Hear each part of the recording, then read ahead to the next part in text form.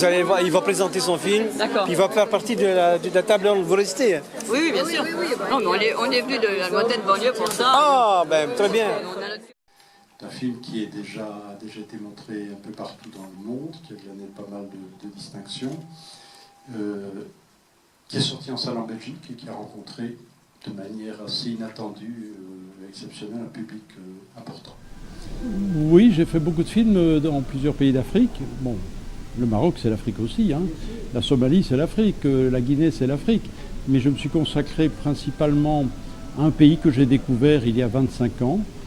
Et je l'ai découvert à un moment donné extrêmement important de son histoire. C'était la fin du régime du maréchal Mobutu Sese Seko.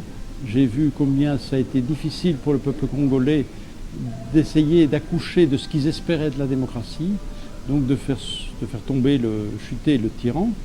Ça a pris 7 ans quand même. Hein. Et j'ai voulu l'accompagner dans ce moment de l'histoire. Et puis j'ai voulu l'accompagner dans la reconstruction d'un pays. Mais la reconstruction, ça a été la guerre. Je suis devenu un témoin à ce moment-là, un genre d'historien par le cinéma, par l'image et le son de l'histoire du pays. Et puis de fil en aiguille, j'ai voulu rendre hommage à son fleuve. Et j'ai fait le film Congo River. Puis j'ai voulu comprendre les enjeux économiques qui traversaient la guerre, que se livraient les puissances occidentales et asiatiques pour s'accaparer le minerai du Congo. Et la révolte populaire que ça engendrait pour tous ces Congolais surexploités. Voilà, et puis il y a eu l'assassinat du leader de la société civile, du porte-parole des sans-droits, des sans-voix, qui était Floribert Chebeya, qui était une sorte de Martin Luther King congolais et qui a été lâchement assassiné par l'état-major de la police congolaise. Oui, puis après, j'ai voulu rendre hommage à une personnalité exceptionnelle, comme il y en a très peu par génération, et qui fait l'honneur et la fierté du Congo et des Congolais, et qui a lui-même d'ailleurs eu des prix les plus importants, le prix Sakharov, le prix des Nations Unies, et maintenant nominé pour le prix Nobel, le docteur Denis Mukwege, qui est cet homme qui répare les femmes, qui soigne, ce chirurgien gynécologue qui soigne toutes les femmes qui ont été violées, violentées avec extrême violence, et qui a eu le courage aussi de dénoncer devant la communauté internationale le viol comme arme de guerre, et donc il a pris un risque en faisant ça. Aujourd'hui, c'est un homme qui malheureusement est enfermé dans son hôpital. Il a dû quitter sa maison, quitter la vie publique. Il est sous la protection des Nations Unies. Et on a quand même, dans une tentative d'assassinat, tué un de ses plus proches depuis 20 ans.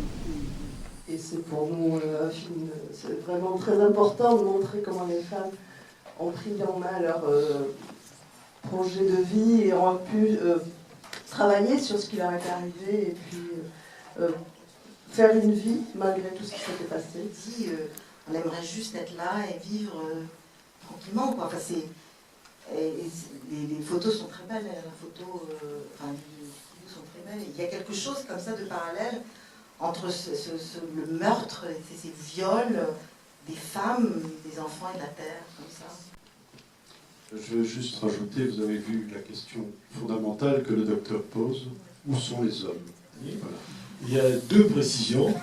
Quand on dit que les hommes ne réagissent pas au Congo, il faut nuancer. Parce que si Thierry Michel arrive à réaliser les travaux qu'il réalise, c'est aussi parce qu'il trouve beaucoup d'appui dans la population congolaise, de tous les milieux.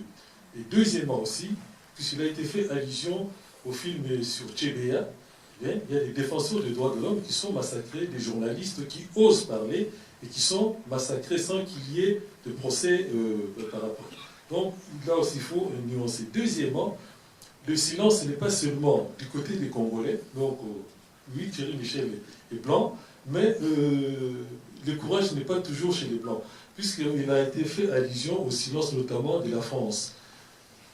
Il faut tout de même rappeler que en 1993, l'ambassadeur de France a été sauvagement assassiné à Kinshasa, sans qu'il y ait de réaction de la part du gouvernement français. Il n'y a qu'une seule personnalité politique qui a réagi, Pierre Jox. Tous les autres, gauche, droite, centre, confondus, personne n'a réagi. Au contraire, ils se sont retranchés derrière le communiqué officiel de Mobutu, balle perdue. J'ajoute qu'à l'époque, depuis 1978, c'est-à-dire... Je voudrais juste dire que Pierre Jox, un mois après, n'était plus ministre. Ah, c'est vrai. Bon, voilà. Ah, bon. Or, il faut ajouter que depuis 77-78, c'est-à-dire depuis les interventions militaires franco-marocaines et françaises avec le légionnaire pour soutenir Mobutu, la France a supplanté tous les autres pays, la Belgique, Israël, les États-Unis, en matière de coopération militaire. Si bien que les militaires zaïrois qui ont assassiné l'ambassadeur de France, c'était des militaires entraînés, équipés et parfois même commandés par des officiers français. Bon, la petite innovation qu'on voit par rapport à ce qu'on voit dans le film, c'est un tribunal itinérant. C'est tout à fait nouveau. Avant RDC, vous n'aviez pas ce type de système. Maintenant, vous avez au moins cet effort qui est fait, que les tribunaux militaires itinérants se déplacent. Parce que imaginez quand vous êtes dans le Kivu et vous voulez vous taper, comme le docteur Mukwege, 30 km ou plus sur des routes qui sont pas des routes, qui sont des terres des chemins de terre, dans des collines, c'est un peu compliqué. Donc déjà, la justice se déplace vers vous, c'est déjà pas mal. Alors il faudrait réformer toute la justice nationale au Congo, par exemple. Il y a des prisons au Congo, ce sont les prisonniers qui assurent la sécurité de l'entrée à la prison, parce qu'il n'y a pas assez de gardes officiels, comme on a en France, pour assurer la sécurité des prisons. Les magistrats ne sont pas formés aux violences policières, les policiers ne sont pas formés aux violences policières, comment recevoir le témoignage, comment réceptionner la preuve, etc., etc. Il y a aussi le problème de corruption, on le voit dans le film. Monsieur Sandola, c'est un problème récurrent de trafic d'armes. Pendant tout le film, on voit les armes sont récurrentes. On voit des munitions. La RDC est un pays abreuvé par le trafic d'armes en provenance du Rwanda. Merci beaucoup aux invités. Merci pour la grande qualité de ce film, donc à vous le réalisateur, monsieur Michel, et puis au public, parce que je vois qu'il y avait beaucoup de tonicité, de réflexion. Je crois que j'utilisais le terme témoignage au début, je pense que ça a aussi vocation, quand il y a du monde comme ça, à témoigner. Nous, on a pu organiser cette soirée avec la FIFDA, l'Observatoire. Peut-être qu'il y en a d'autres dans la salle qui auront envie aussi d'organiser d'autres soirées de cinéma, de débats, de réflexion. C'est aussi la vocation de présentation de ce genre de film. Donc voilà, si vous avez encore des frustrations de débat, je vous invite à aller à la FIFDA, il y a encore d'autres films, d'autres débats, de revenir à l'Observatoire de la diversité culturelle, puisqu'on a déjà fait aussi des débats autour du droit des femmes, on en fera d'autres. Pour finir, merci. Merci à tout le monde, merci Thierry, merci Thibault, merci la salle, ça a été un excellent moment pour nous, mais je voudrais vous dire, ceux qui ne me connaissent pas, je suis Reynald Spech, le directeur du festival. Alors, je voudrais vous dire que le festival continue, merci.